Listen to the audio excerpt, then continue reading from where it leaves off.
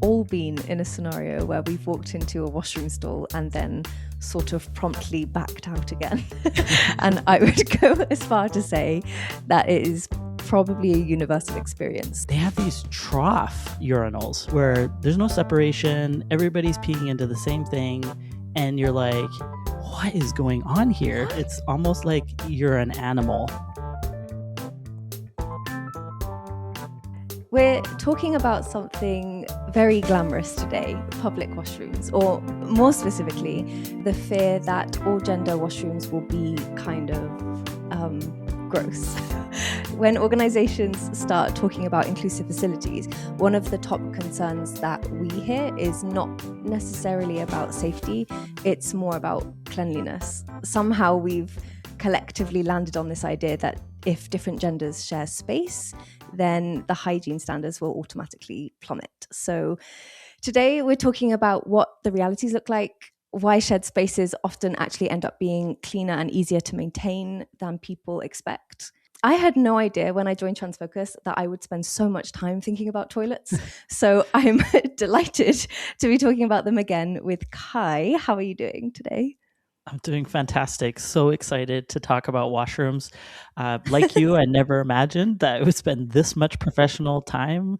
But you know what? I think this is a microcosm for much larger things. So I think it's good to do a bit of a deep dive and figure it out and, explore it, understand it from different vantage points. And so I feel like this could help kind of revolutionize things and improve things if we're willing to take a look, even if it's maybe maybe less sexier topics, but they're very practical day-to-day things, right? Like cleanliness. We'll save the sexy topics for next month and we'll stick to washrooms for now.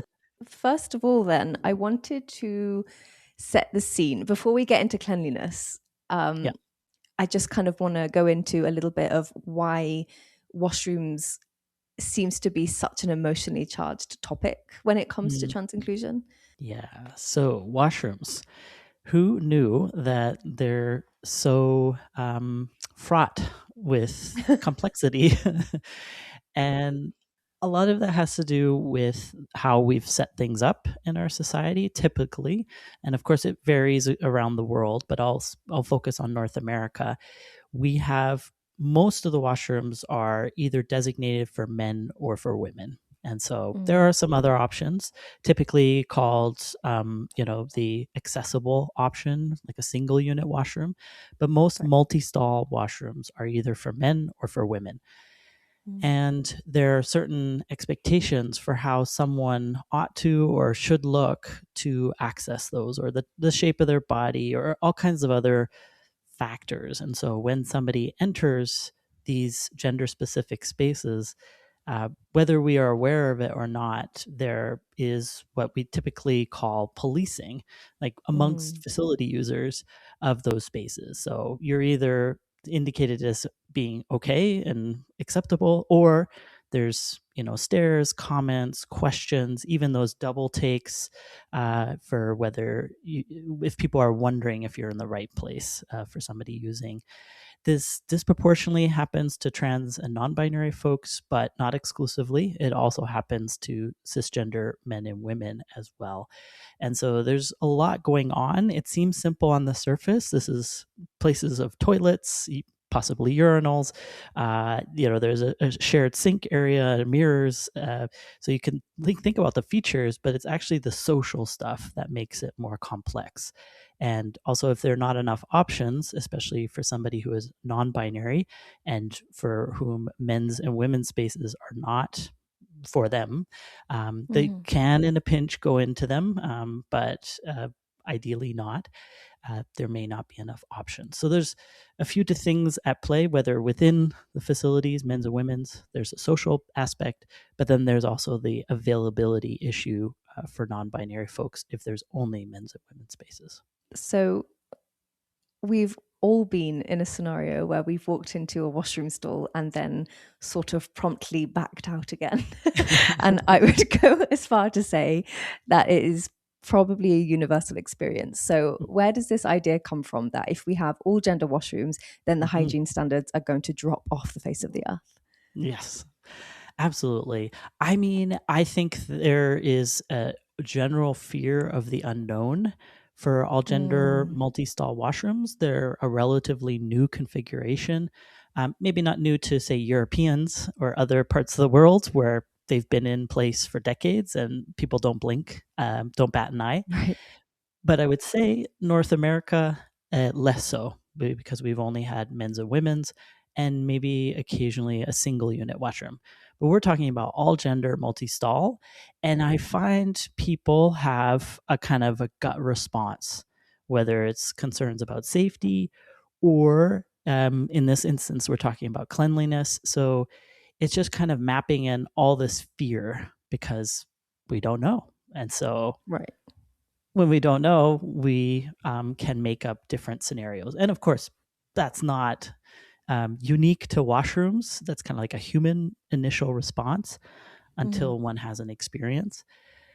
The cleanliness thing comes from probably a lot of experiences where different genders come together and have, um, I wouldn't say all men have a particular sense of cleanliness and all women have another or a different one. But I would say there's enough diversity across the genders that people, have concerns that if you put everybody together, what will that create? Right. And perhaps haven't had the opportunity to think it through a little bit further, which we're doing here today.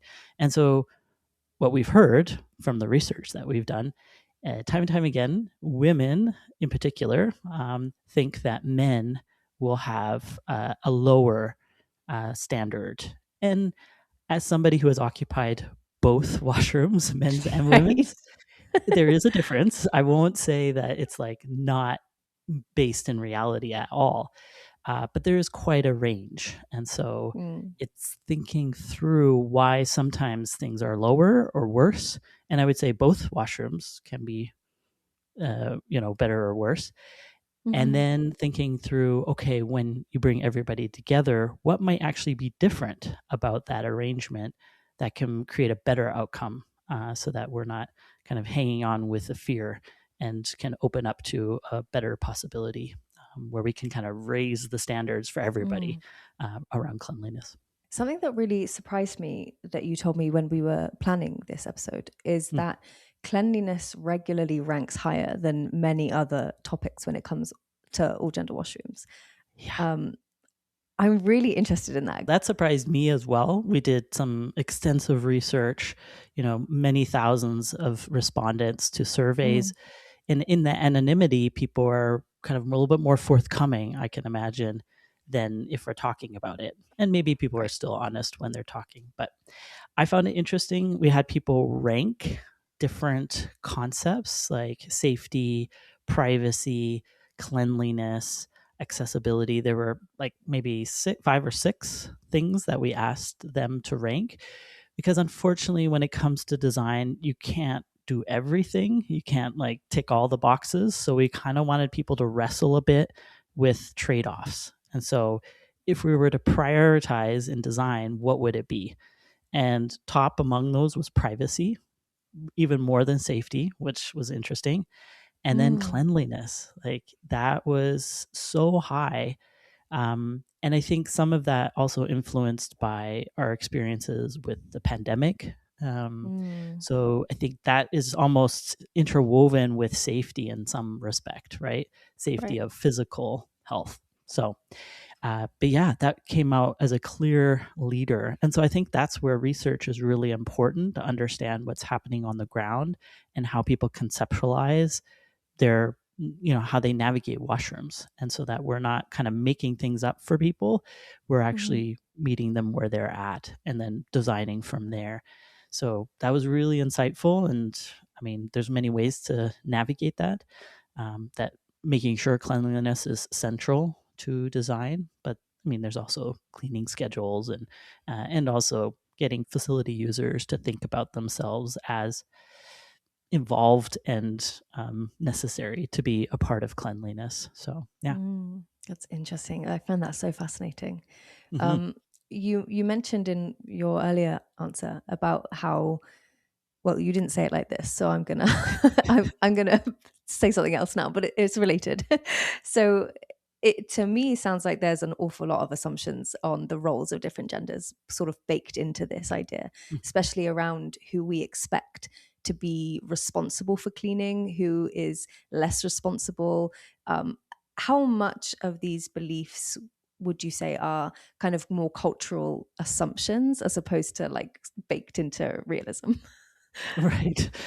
I mean, that's a Sorry, that's big a bit of a topic. charged question. There's so much baked into that, whether it's assumptions made or like one or a handful of experiences and then extrapolated to all of that gender, right? And that's common among so many people, right? We have very personal, tangible experiences and then just think that happens everywhere. Now, it does vary in terms of cleanliness and who is like involved in making that possible and what kinds of things they do to modify their use of facilities to make that possible. So, my experience in Germany, I grew up in Germany, and their cleanliness is so prioritized. Like and it's considered like everybody's responsibility. And the saying cleanliness is close to godliness is like pretty apt, right? So, and so much so that men, of course, not all cisgender men in Germany do this, but a lot of them actually sit to pee. And so, if we think about cleanliness facilities, oftentimes people who stand to pee can, if they're not doing it properly, contribute to, a mess, right?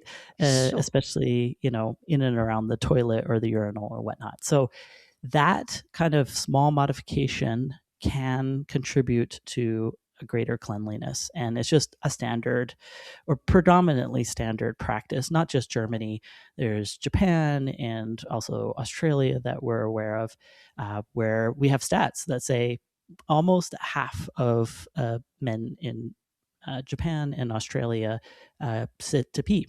And so this is, I think, really important to keep in mind that, it is a culturally informed way of navigating and who's responsible for cleanliness and how that's socially enforced might be a strong word, but it's a collective endeavor, essentially. Yeah. And I imagine in North America, although we have less statistics about this, so this is a little bit more anecdotal, is that maybe some cisgender men may not be as involved in cleanliness. And I would say also cisgender women too sometimes, right? Where it's like, oh, that's for the building managers or the janitorial staff to figure out. There's almost a little bit more of an entitlement to have others deal with cleanliness or making cleanliness happen, right? So that could be at play as well. I really wanted to ask you about some research you sent me, and I completely forgot about it until you mentioned the pandemic a second ago. And it really challenges these sort of deep-rooted ideas about gender. It was something about how the pandemic created situations where men were maybe taking on more of the sort of caring roles, and there was sort of cleanliness baked into that. And I was wondering if you could go into that too. Yeah, absolutely. So I think we have probably a few different models in our heads about primarily cisgender men, which often are considered the source of uncleanliness, right? And I would say, sometimes fair and then sometimes unfair, right? But I think things are shifting among cisgender men where there, especially including in North America, there's more cisgender men stepping into greater roles that now prioritize hygiene and cleanliness. And so there's less of an acceptance of lower standards. And so when it comes to caregiving, if you have a kid and you're trying to change that child's diaper or whatever in a men's facility that perhaps has a lower standard of hygiene, you're now going to, talk about that either with staff or with fellow facility users, right? Like you're going to up that standard. And so it kind of is a little bit self-reinforcing to increase that standard. Or if you're, as a cisgender single person using the facility, you think you have that in mind, that you in some instances are caregiving and would like a better standard, and so you're involved in that, creating that standard.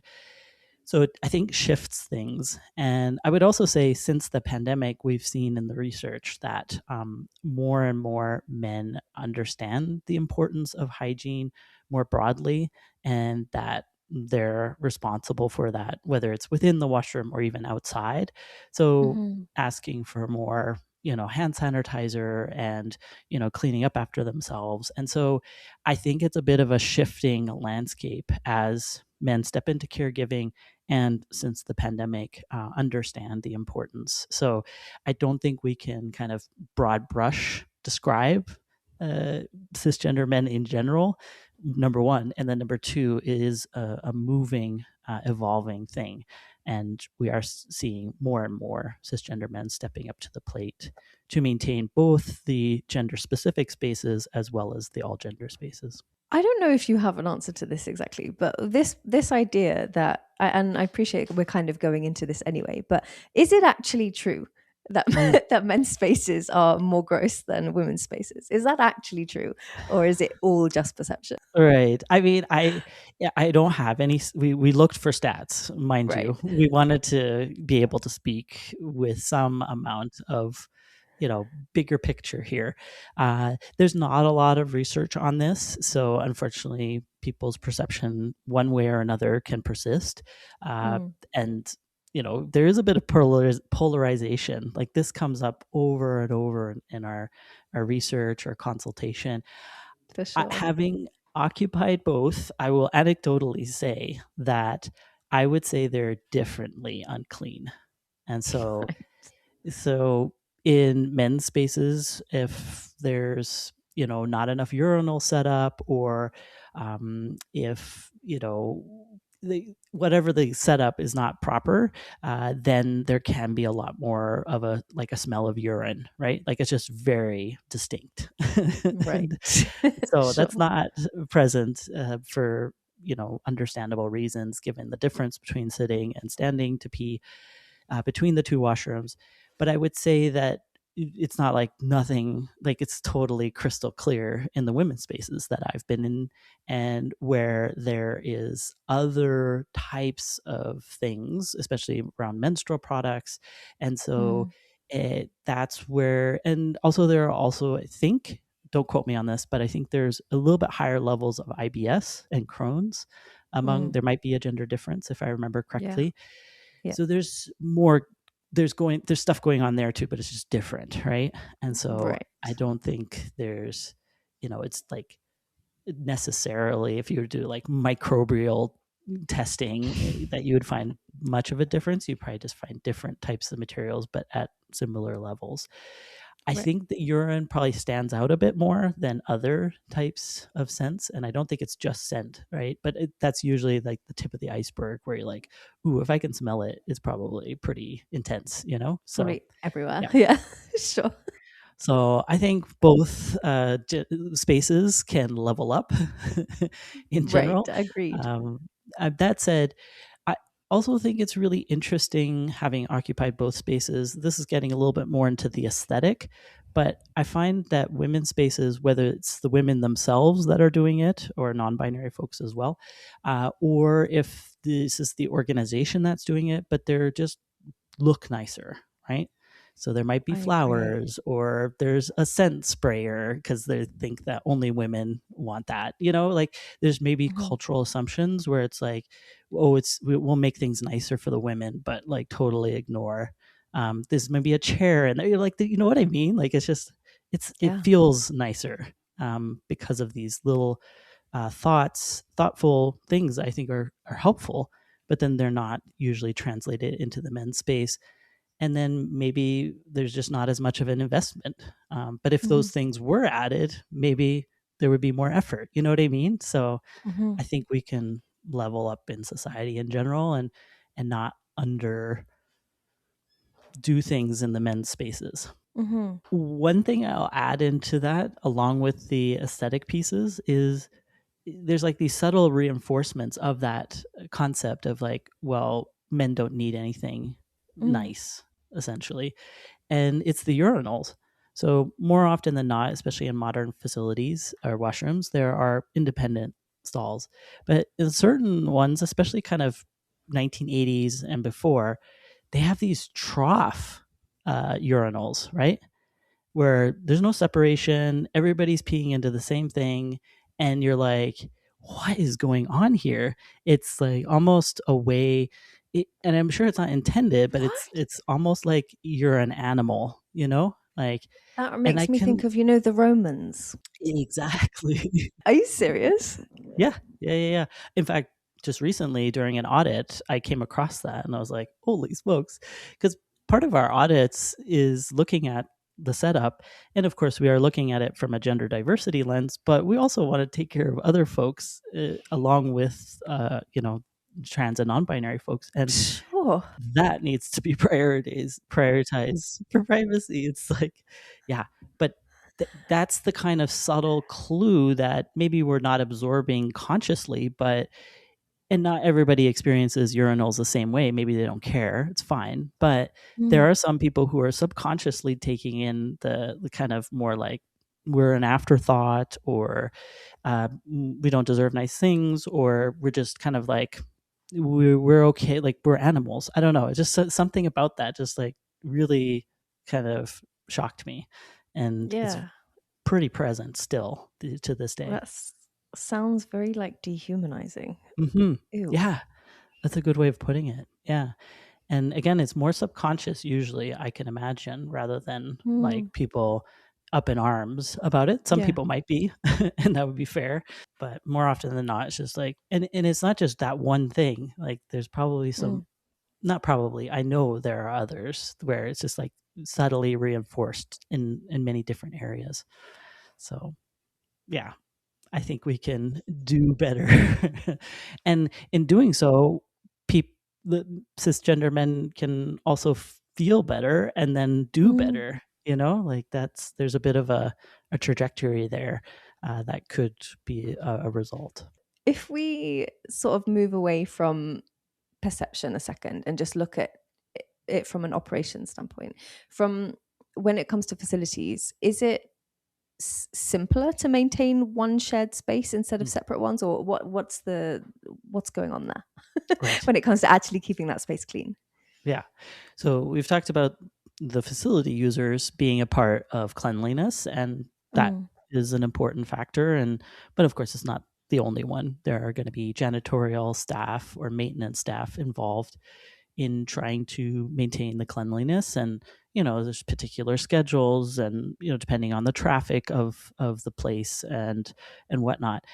um, but that said, in gender specific spaces, those are generally a bit more difficult for staff of a variety of different genders to clean. So, if you think Mm. about, say, a women's facility, if a male maintenance staff is needing to clean that, which is possible, but they're going to Mhm. block that off, right? And then that's a washroom that's offline for 15, 20, however long it takes to clean it, usually based on Mm. its size. And so that's a long time for something to be offline, in which case people have to go somewhere else, maybe another floor, maybe another place, maybe even to another business to try to go to the washroom if they're of that gender, or they're wanting to access that facility. So it it gets a bit tricky, and it's also, I imagine, a bit awkward to be like a man going into a women's space and be like, hello, I'm here. So it's like a lot of effort. Maybe they get used to Mhm. it. I'm not sure. But that said, all gender multi stall washrooms are a totally different scenario, right? They're differently designed, so they're easier to navigate for maintenance staff. They're usually a little bit more open concept. There's two entrances, people flow in, flow out, right? So if you're coming in with a cart as a maintenance person, you're not obstructing traffic. You don't have to Mm. block it off because any gender of maintenance staff can access that facility. Um, I mean, maybe there's logistics that I'm not aware of where maybe they do need to block it off for safety. But that said, it it's not the gender of the person is not as much of a factor, or is not a factor at all, because any Mm-hmm. gender could go in there. And I think that's we often don't think of maintenance staff as being trans or non-binary themselves, right? So that also makes it easier for trans and non-binary janitors to navigate these spaces too. So there's just so many benefits to the regular maintenance of this. Also, if you have one facility versus two, right, one big one versus two, uh, that's quicker to clean, just from a numbers perspective. So Mm-hmm. on and on and on. Is all that to say is that there could be actually a higher standard, although we don't have any stats. So Mm-hmm. to be determined, right? I don't want to overstate it, but it could be a scenario where it is actually cleaner because of Mm-hmm. these kind of logistical aspects. You mentioned a little bit earlier, and I forgot to bring it up, so I'll do that now.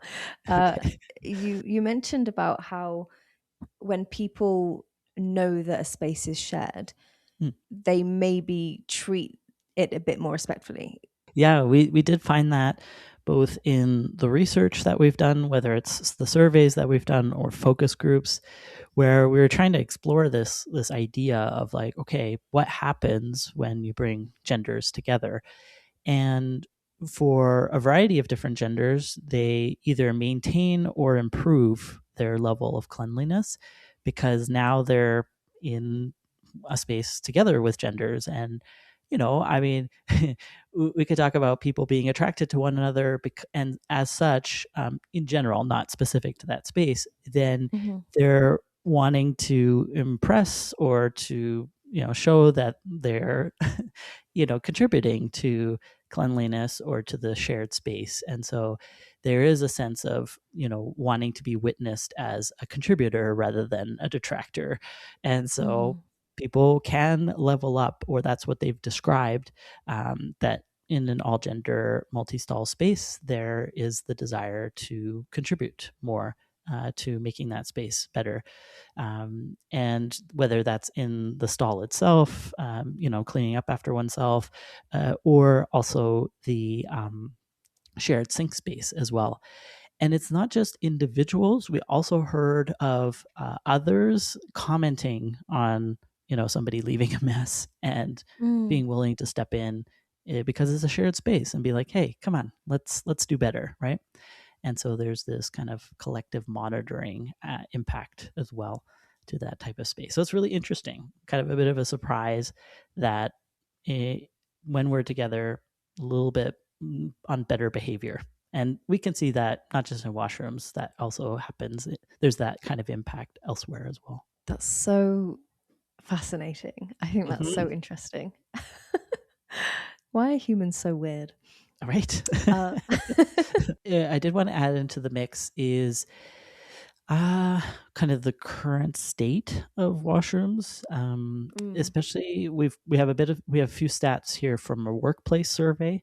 So this maybe is not as broadly applicable, but there was a survey in the UK of 2000 office workers.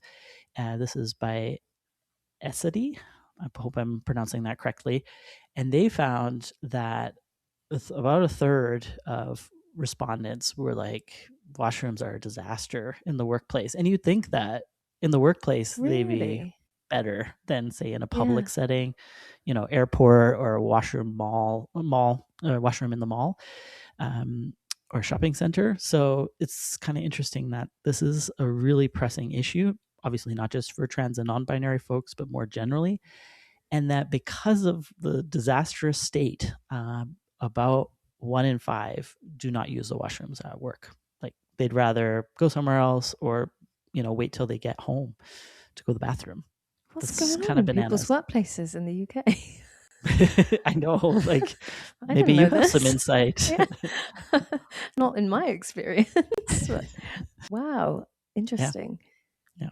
So there's something going on in the workplace, and it does Mm. deserve a particular attention, because it does cascade into particular decisions that coworkers make. And this is a broader issue, not just for trans and non-binary folks. So it's kind of this silent, usually silent thing that, people kind of quietly suffer and don't say anything, or they do, but they decide to not use the facilities. And Right. just by making modifications that could help trans and non-binary folks, we could make the experience so much better and people focused on their work rather than like holding in. That's like an awful feeling and can have health consequences as well. So yeah. Mm-hmm. If an organization is wanting to improve their spaces and sort of looking into creating more or gender washrooms, but also wants to consider this very real fear that people have that it's going to disrupt the hygiene situation, what do you think is something that they should be thinking about, or what would you want to say to them as we close up? Yeah. This is such an important consideration. And oftentimes, organizations that are trying to implement inclusive configurations or washroom options kind of get a bit blindsided by this, and they're surprised by this type of reaction. And so that's where, we provide a lot of implementation support to anticipate this and other issues that come up so that organizations are ahead of this and can develop communication or provide some sort of information sessions where we go through all of this and explain it in careful detail, provide some stats where they're available so people have a bigger picture, and some of these counterpoints that maybe are not on their radar to be like, oh yeah, we can use this as an opportunity to level up collectively. And so it helps take off some of that edge of the uncertainty or the unknown that a lot of people feel with all gender multi-stall washrooms. And it's good to have cleanliness on the radar for employers as they're updating their facilities. And so that's why I think it's really important not only for us to do this episode, but also to think it through in a thoughtful, careful way, so that everybody can feel like I feel confident and excited even about these new types of configurations rather than pumping the brakes. Because if there's too much pumping of the brakes, sometimes that can derail the whole project. And this is an important inclusion option. And so figuring out how to create the smoothest pathway is really important. That's fair. Well, thank you so much, Kai. And I'm always fascinated to talk about toilets. So delighted to record yet another one about them. Absolutely. Yeah, an important one to talk about in terms of cleanliness. So glad we're able to unpack it. I'm sure there's more to it that we could have talked about, but yeah. And yeah, thank you so much. Thank you. Bye.